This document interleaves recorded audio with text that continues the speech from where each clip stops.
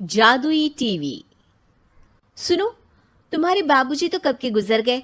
अब उनका जो सामान है वो पड़े पड़े कबाड़ा हो रहा है। बेच ही दो, कुछ पैसे आ जाएंगी। बात तो सही है। अगले संडे फुर्सत में यही करेंगे। अगले संडे रोहित सारा सामान कबाड़ी को घर बुला के दे देता है। तभी उसकी नजर बाबूजी की पुरानी टीवी पर जाती है, जो इतने सालों तक कूड़े में पड़ी थी, फिर भी चमचमा रही थी। टीवी तो देखो, जैसे एकदम नई हो। हाँ, बाबूजी को टीवी देखना बहुत पसंद था। उनका सपना था कि वो टीवी पे आए। एक बार मौका भी था जब वो अपने गांव के गाने सुनाने किसी चैनल पर जाने वाले थे, पर मैं और मेरा भाई लड़ पड़े और बाबूजी को घर पर ही रुकना पड़ा। चला के देखें क्या? हाँ हाँ, क्यों नहीं, देख लेते हैं। पर शायद ही चले। बाबूजी ने उस लड़ाई के दिन के बाद टीवी देखना ही छोड़ दिया था। टीवी चालू करने के लिए उसमें केबल वायर लगा दिया जाता है। एक न्यूज चैनल चालू हो जाती है। स्वर्ग की सीढ़ी के रास्ते हैं तीन, तीनों के तीन रास्ते हैं संगीन। पहला रास्ता है सांप की बीन, दूसरा रास्ता घर में बिछा कालीन, तीसरा रास्ता कलकत्ता से चीन। ये क्या बकवास खबर है, कुछ अच्छा लगा दो। अरे आप बोलो तो सही, कोई अच्छी खबर सुना देता हूं। मेरा तो काम ही खबर देना है। अरे बाप रे, टीवी बात कर रही है। हाँ, ये न्यूज वाला मुझसे। हाँ हाँ, आपसे ही तो बात करूंगा ना, आपके घर में हूं तो। अरे, ये सपना है क्या? तुम हमसे बात नहीं कर सकते? अरे सपना नहीं भाई साहब, ये टीवी जादुई टीवी है। बोलो, क्या खबर सुननी है, वरना ब्रेक लेने का टाइम आ जाएगा। सुप्रिया घबरा के टीवी बंद कर देती है। वो क्या था? अरे एक बार और चालू करके देखे, फिर से बात करेगा तो चैनल बदल देंगे। सुप्रिया फिर टीवी चालू कर देती है। अरे ऐसा कोई मुंह पे टीवी बंद करके जाता है क्या? मुझे बुरा लगा आपका नेचर। चाय पानी तो पूछो। सुप्रिया टीवी के बटन से चैनल बदल देती है। अब टीवी पर एक फिल्म चल रही है। अरे ये तो सूर्यवंशम है ना? हाँ, और ये ठाकुर को जहर की खीर दे दी और उसको पता भी नहीं है। ए भाई, खीर मत पीना, उसमें जहर है, मत पीना। ठीक है महाशय, जैसा आप कहें। हाँ।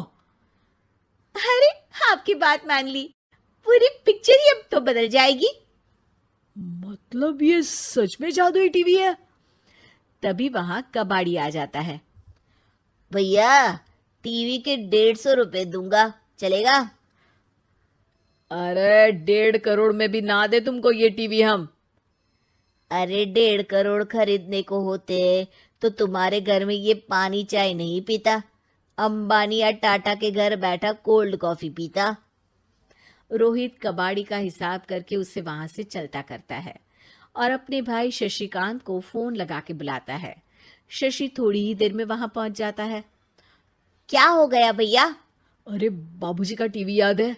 हाँ हाँ, जिसमें घुसे रहते थे हमेशा वो, और अपने को कुछ नहीं देखने देते थे। अरे वो अब जादुई टीवी बन गया है। भैया, आपकी बकवास करने की आदत अब तक नहीं गई।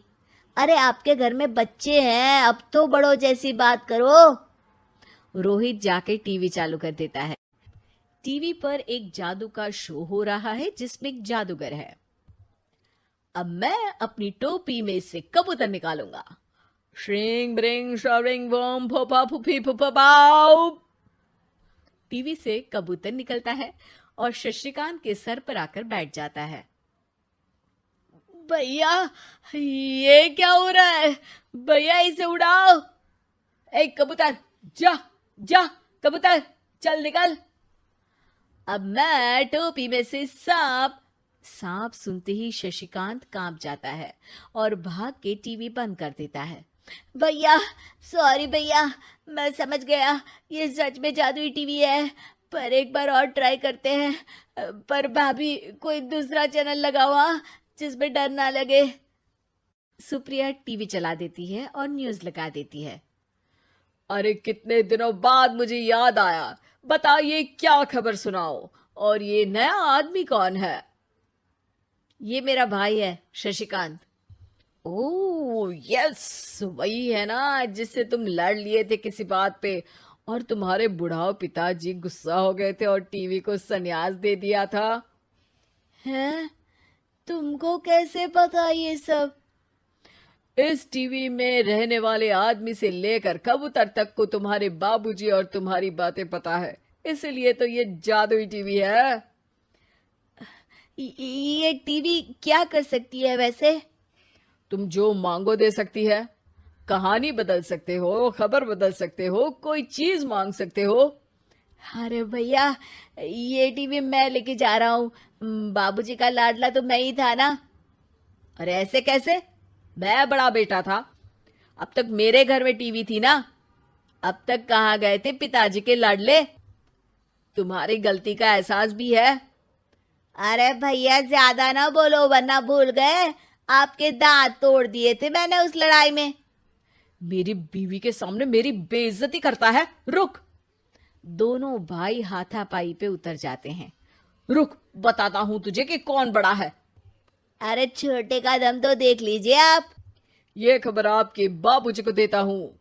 तभी टीवी अचानक बंद हो जाता है। अरे शायद टीवी नाराज हो गया। और लड़ लो, आए बड़े खली बनने। टीवी से एक तेज रोशनी निकलती है और टीवी में बाबूजी दिखाई देते हैं। बापूजी आप? इतना चकरा क्यों रहा है? अपने बाप को नहीं पहचानता क्या? ये तो ऐसा ही है बाबूजी। प्रणाम बाबूजी। अरे चुप कर, तुम दोनों ही उल्टे हो।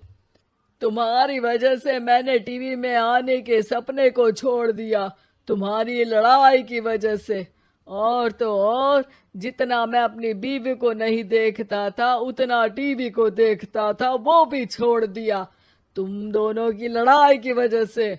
और अब मरने के बाद जब मैंने टीवी को जादुई टीवी बना दिया तो भी तुम इसका फल लेने की जगह लड़ रहे हो। अरे तुम तो लायक ही नहीं हो। अब तुमको बाबा जी का ठुल्लू भी नहीं मिलेगा। बाबूजी चले जाते हैं। टीवी बंद हो जाता है।